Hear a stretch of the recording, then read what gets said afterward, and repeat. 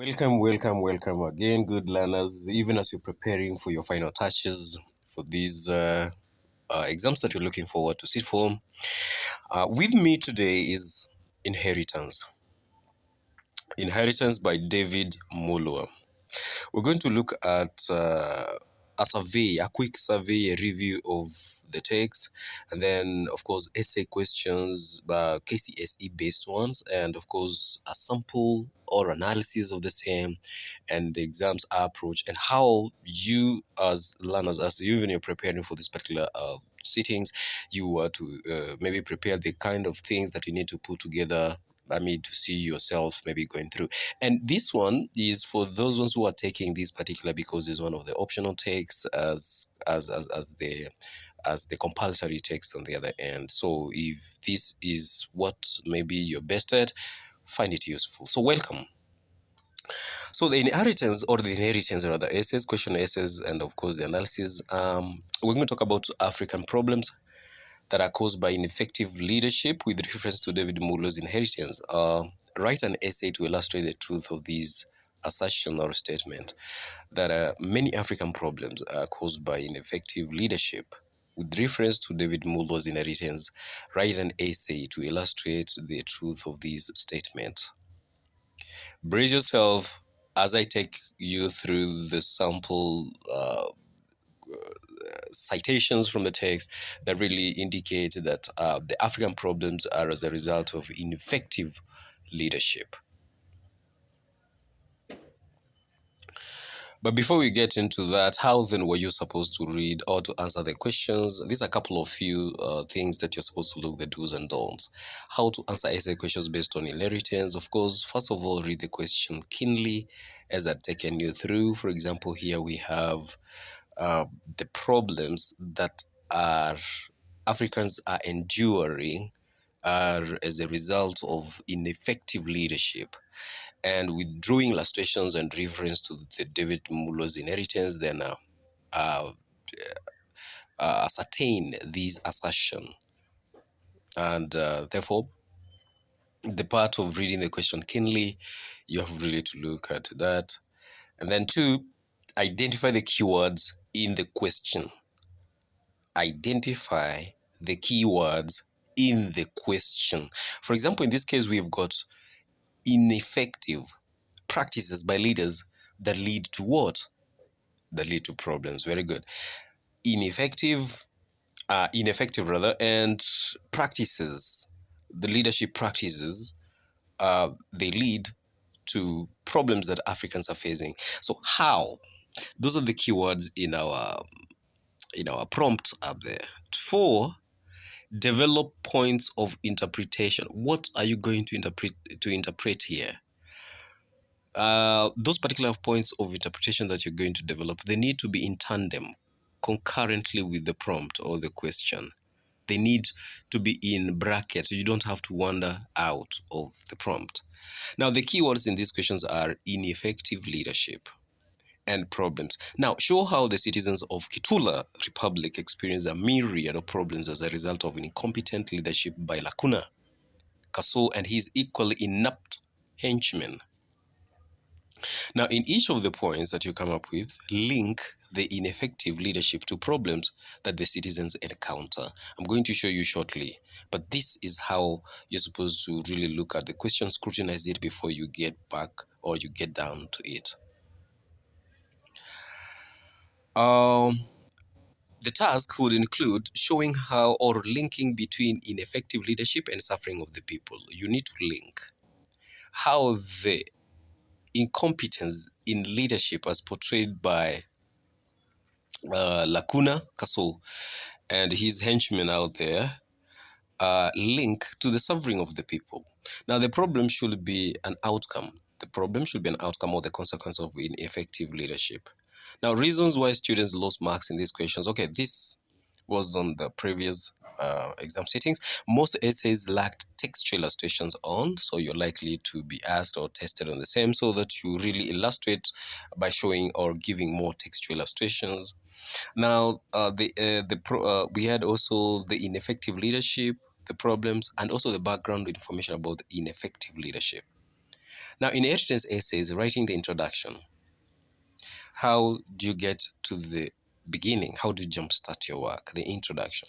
Tell us how, or tell the examiners how you've understood the question. As the students understand the demands of the question, you must show how citizens suffer because of inept leadership.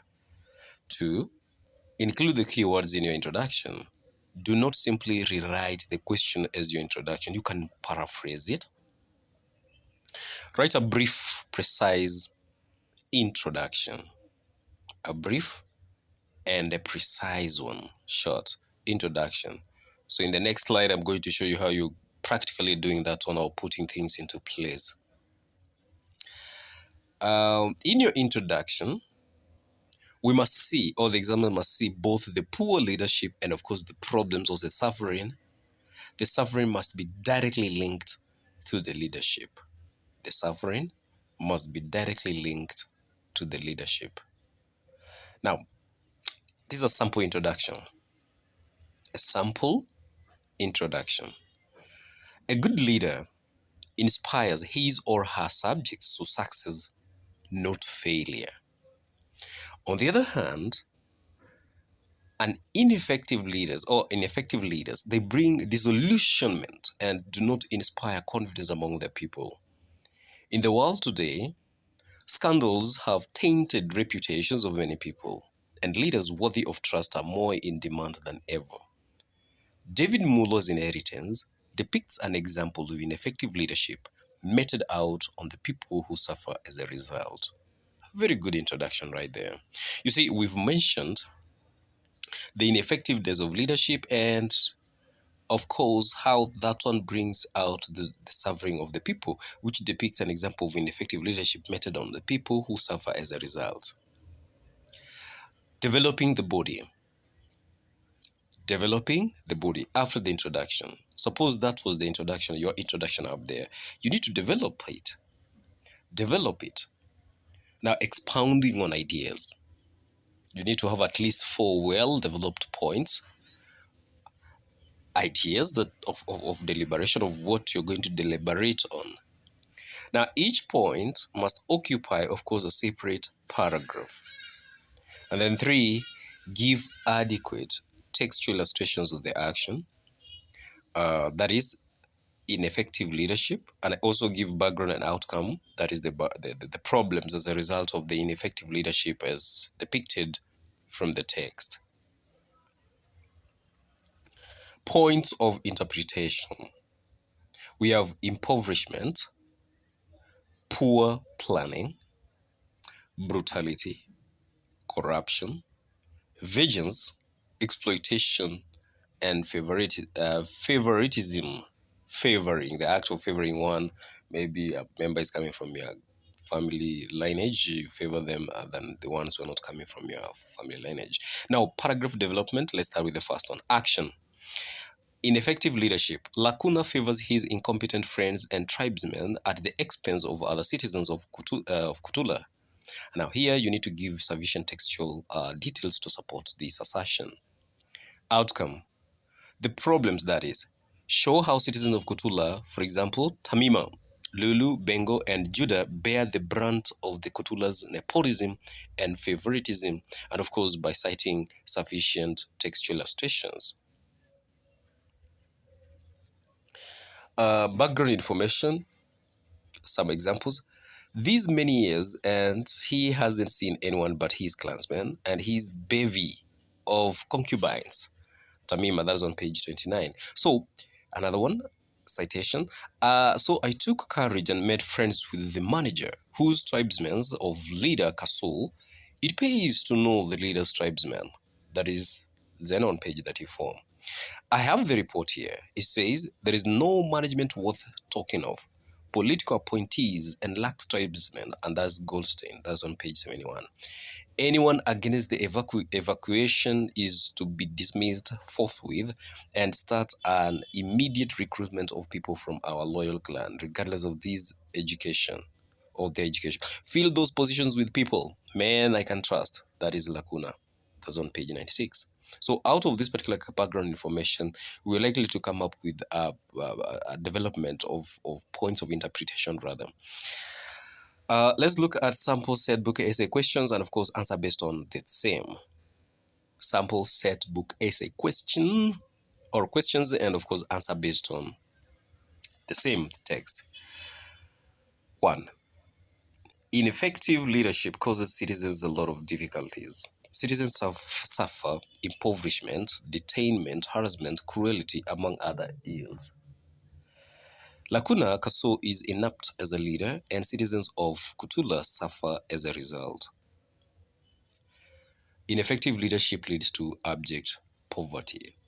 Tamima tells Bengo that Judas Zen Melo is wandering looking for jobs, competing with the young people. Judah used to work for the government. When he falls out with the leader Lacuna, he is kicked out of his government house. Judah and Tamima lose their cars, government house, and piece of land in Bukelenge. They are left wallowing in abject poverty.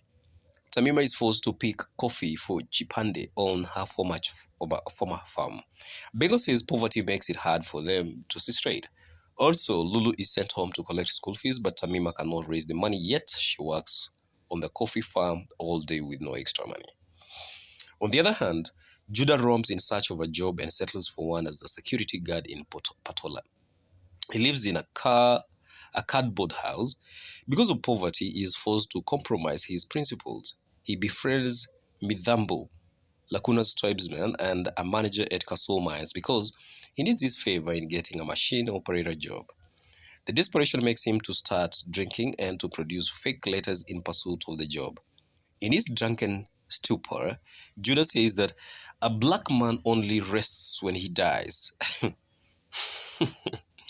and is buried. Interesting. He is overworked and underpaid. Sangoi tells Lacuna that there are many poor people crying at their doorsteps. Tamima's hat and clothes also depict poverty. Judah's family and many other citizens suffer impoverishment due to Lacuna's ineffective leadership. Right there.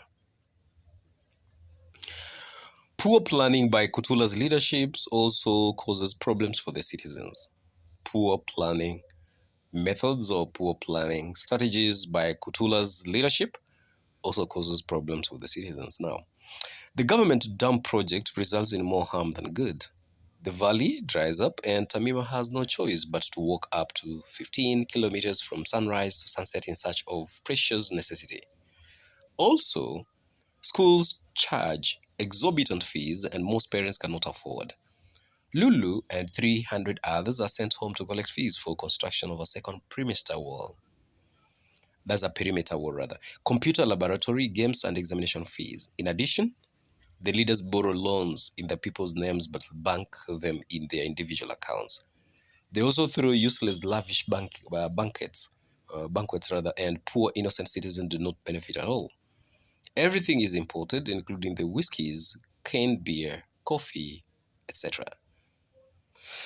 Excuse me. Lacuna also buys himself a swanky airplane and banks 30% of the balance in his account abroad. He cannot account for the expenditure of the loan and blames his cronies. As he squanders borrowed money, his subjects suffer poverty, unemployment, and famine. This inefficiency can be attributed to the appointment based on political loyalty and tribalism. Surely, citizens suffer when leaders run the affair of a country poorly. More often than not, inefficient leaders are brutal. Bengo tells Tamima that elected leaders are servants, not masters. But are they? When Judah refuses to murder his brother Bengo as instructed by Lacuna, he is fired and beaten to a pulp. He is saved by Dr. Jonathan. The cruel leader also arrests and detains Bengo for dissenting his savage leadership. Reverend Sangoi says many people disappeared on the day of his coronation. Lacuna wants Lulu to perform for him at his palace, but her mother protests vehemently. She wants Tamima does not take no for an answer and any harm and may harm her family. Also, Lacuna plans to cruelly punish Lulu for dancing with Robert. She is to be charged with treason. This after detaining her illicitly against her will. She says Lacuna killed her father. Judah was murdered, but Lacuna passed it off as an accident caused by the rotting machines. Robert dismisses this and affirms that it was murder for Judah. Lacuna is a cold-blooded tyrant who plans to violently quell an imminent uprising in Kutula. He asks Colonel Yakumba to shoot protesters. He also executes a martial law with a strict dawn-to-dusk curfew. He instructs his officers to shoot looters and thieves on sight. Robert refers to this barbaric leader as a murderous thief, says he even requests for guns and ammunition to use against his own people. Many innocent citizens like Lulu, Tamima, and Judah suffer under his ruthless regime because of Lacuna's brutality. In addition to that, Kutula faces the trial of corrupt leadership. First, Bengo notes that the people's sweat poured through Lacuna's porous pockets and banks accounts due to misuse of public funds. Lacuna plans to overwork government workers. He is also compelled by the foreign financiers to evacuate citizens from the valley and privatize the land. Although they grossly misused the first loan disbursed to him, Lacuna still clamors to borrow more. Robert also notes that Lacuna banks these monies in his own foreign accounts across the world, including Canada and Luxembourg. Due to the cash crunch caused by corruption, Lacuna plans to freeze people's salaries, overtax business, abolish positions, etc. Bingo says that he has lost his family through Lacuna's greed and mismanagement. Surely, Bingo and others suffer because of Lacuna's incompetent leadership. Ineffective leadership thrives on corruption. The leaders in Kutula are hell-bent on wreaking vengeance on any dissidents. Citizens like Bengo and Judas and Melo suffer for opposing the policies of Lacuna's authoritarian rule. Bengo was thrown behind bars for opposing Lacuna's brand of leadership.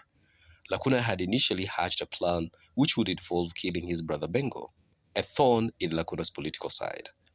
When he declined, Judah was sacked, grievously attacked and stripped of all of the government property and condemned to a life of insolvency.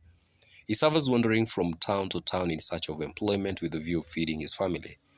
Lacuna also takes revenge on Lulu for dancing with Robert due to jealousy. He detains her for ostensibly for refusing to participate in some traditional ceremony. Lacuna tells Sangoi that drastic measures will be taken against all dissidents if they resist the evacuation of citizens from the valley. Lacuna also vengefully kills Judas and Melo. Lastly, Benko refuses to take up leadership to avoid taking people to the dark days of anger and revenge, exemplified by Lacuna's cruel regime. Surely, vengeful leaders cause many problems in Africa. Citizens of Kutula suffer exploitation by their leaders. First, the schools charge obscene amounts of fees at the expense of struggling parents like Tamima. Students like Lulu suffer as they struggle to achieve their dreams. Lulu wants to be a doctor, but the mother cannot afford school fees despite working tirelessly at Chipande's farm. Lulu is so desperate to finish her studies that she pleads with her mother to borrow money. She has worked hard in school and is always among the top 3 in class. Chipande uses his position to forcibly buy land from Tamima for peanuts. Denny others license to grow coffee and employ Tamima to pick coffee beans at his farm for low wages. Lacuna only cares about his clansmen and bevy of concubines and cannot help Tamima, or other citizens for that matter, to raise the school fees. After toiling at Kaso mines, Judah can only raise a paltry 800 shillings, which can barely meet their needs. Moreover, the leadership also plans to forcefully evacuate poor citizens from the nationalized valley. Lacuna also plans to freeze salaries and overtax citizens. Citizens in Kitula are overworked and therefore suffer because of this exploitation. Lulu suffers in Lacuna's hands since he is shamelessly immoral. He forces Lulu and other schoolgirls to dance for him. He expects Lulu to sup with him in his private chambers, supposedly to quench a national itch. Robert refers to Lacuna as an immoral, a ragamuffin in adult pantyhose. Lacuna is angry at Robert for dancing with Lulu. Goldstein warns Robert against infatuation for Lulu since she is a goddess to be used in some immoral ritual. Lacuna stoops too low as a leader as he flirts with and even kisses a 19-year-old schoolgirl. Lulu resists his advances, telling him that she respects him as an elder and a leader. She is his daughter and still in school. Because of his immoral lust, Lacuna abuses his own wife in front of Lulu, insolently describing her as a demon and a cobra-headed hand grenade. Lacuna even has the temerity to send emissaries to ask Tabima for Lulu's hand in marriage. He wants to marry her by force, with Chipande as a best man because of his amorous lust. He even ignores his spiritual leader's advice. Lulu and her mother really suffered this ordeal, and of course, this testament to Lacuna's ineffective leadership. Lastly, Lacuna favors his friends and relatives at the expense of other citizens. Lacuna does not care about people like Tamima's problems. He only entertains his clansmen and assemblage of concubines. And Mithambo, his cousin, manages Castle mines. Judah has to befriend him in order to get the machine operator's job. This is after days of fawning and buying him drinks. He says it pays to know that it pays to know the management skills or no skills whatsoever. These are his political appointees and lax tribesmen. During the what? During the insurrection, Lacuna orders the recruitment of army officers from his loyal tribe, regardless of their education. He replaces industrial citizens with incompetent men that he can trust. Surely, African problems arise due to such inaptitude. In conclusion, ineffective leadership breeds corruption, abuse, and misuse of authority, arrest, detention, among other ills, and as a result, citizens, they are the receivers end, or the citizens, they suffer. Good students, especially for those ones who are going to take this one as an option, inheritance, find it useful, find it informative, even as you're preparing to sit for this kind of an exams. Have some time, go through this particular work. You never know. You never know. And above all, I just want to wish you the very best. And finally, in case you come across this work your first time, somebody referred you to this channel, or you came across this channel accidentally, definitely, and you're this person who is in love of literature, this is definitely the channel that you wouldn't want really to miss. You need really get subscribed, and that by subscribing and also giving a like, sharing with other friends out there. There are three things that will do me good. They'll give me motivation to keep on doing what I'm doing. Cheers for now.